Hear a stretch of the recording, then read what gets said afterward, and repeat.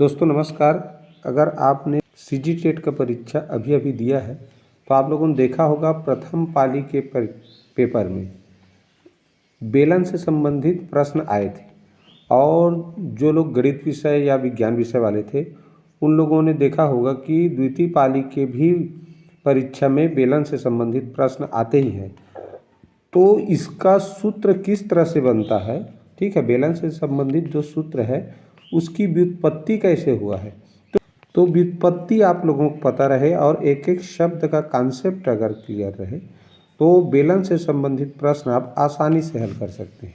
ठीक है, तो चलिए जानते हैं इस वीडियो में बेलन से संबंधित विभिन्न सूत्रों की व्युत्पत्ति कैसे किया जाता है और उन्हें हम कैसे याद रख सकते हैं। ठीक है, तो अगर आप लोग मेरे चैनल में नए होंगे तो चैनल को सब्सक्राइब कर लीजिए और वीडियो अच्छा लगे तो वीडियो को लाइक करना, कमेंट करना और शेयर करना बिल्कुल मत भूलिए। ठीक, तो चलिए देखते हैं। तो सबसे पहले देखते हैं हम बेलन के आधार का क्षेत्रफल। तो बेलन का आधार देखिए कैसा है, ये वृत्ताकार है। तो आधार का क्षेत्रफल जानना है तो इसका मतलब इस वृत्त का क्षेत्रफल जानना है। तो वृत्त का क्षेत्रफल का सूत्र क्या होता है, आप सबको पता है, पाई आर स्क्वायर। क्या होता है वृत्त का क्षेत्रफल? पाई आर स्क्वायर।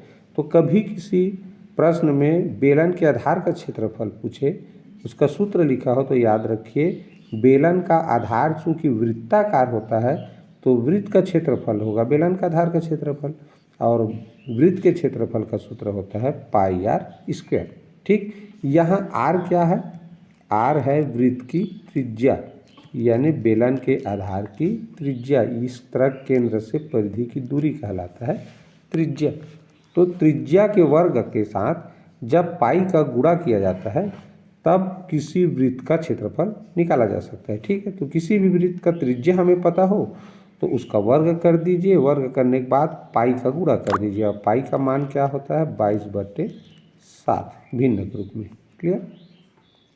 ये हो गया बेलन के आधार का क्षेत्रफल निकालने का सूत्र व्युत्पत्ति। अब देखते हैं ये समतल का क्षेत्रफल, यानी एक बेलन में कितने समतल पृष्ठ होते हैं। ये जो आधार वाला भाग होता है वृत्ताकार और ये जो शीर्ष वाला भाग होता है ये वृत्ताकार, तो यही दोनों समतल पृष्ठ होते हैं। बेलन में दो प्रकार के पृष्ठ होते हैं, आधार और शीर्ष वाला समतल होता है और ये वाला वक्र पृष्ठ कहलाता है। जो गोलाकार रहता है ना वो वक्र पृष्ठ कहलाता है। ठीक, तो समतल का क्षेत्रफल कैसे जानेंगे? तो देखिए चूंकि एक बेलन में दो समतल पृष्ठ है और हर एक समतल पृष्ठ क्या है? एक वृत्ताकार पृष्ठ है, तो वृत्त का क्षेत्रफल जानना पड़ेगा। तो वृत्त का क्षेत्रफल जान गए तो चूंकि वो दो बार है, दो समतल पृष्ठ है, दो वृत्ताकार समतल पृष्ठ है, इसीलिए दो से गुणा कर देंगे। तो इस तरह वृत्त का क्षेत्रफल क्या होता है? पाई आर स्क्वायर, अभी पिछले में बताया। तो इस तरह से दो का गुणा कर देंगे पाई आर स्क्वायर से तो क्या बन जाएगा? 2 पाई आर स्क्वायर। तो ये हो गया बेलन के समतल पृष्ठ का क्षेत्रफल का सूत्र। तो बेलन में दो ही समतल पृष्ठ होते हैं, एक नीचे ये भी वृत्ताकार होता है और उतना ही बड़ा ऊपर जो शीर्ष वाला भाग होता है जो समतल होता है वो भी उतना ही बड़ा वृत्ताकार पृष्ठ होता है।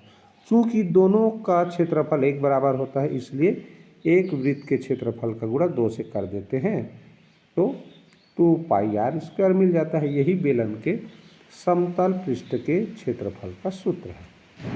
ठीक है, सूत्र की व्युत्पत्ति आशा समझ में आ गया होगा। चलिए अगला देखिए। ये देखिए ये क्या लिखा है? बेलन का वक्र पृष्ठ। तो बेलन का वक्र पृष्ठ अभी आप लोगों को बताया मैं किसे कहते हैं, ये वाला जो गोलाई वाला भाग होता है बेलन का, ये वाला भाग क्या कहलाता है? वक्र पृष्ठ। तो वक्र पृष्ठ का बेसिक सिद्धांत क्या है? आधार का परिमाप। बेलन का आधार क्या है? ध्यान से देखिए, बेलन का आधार एक वृत्ताकार आकृति है। तो आधार का परिमाप का मतलब है इस वृत्त का परिमाप, और वृत्त का परिमाप क्या कहलाता है? परिधि। वृत्त का परिमाप क्या कहलाता है? वृत्त की परिधि और गुणित ऊंचाई को संकेत में मानते हैं h। अब परिधि का सूत्र क्या होता है? 2 पाई आर और इस तरह h से गुणा करेंगे तो क्या मिलेगा, 2πr/h। ठीक, तो ये मिल गया हमको बेलन के वक्र पृष्ठ का सूत्र।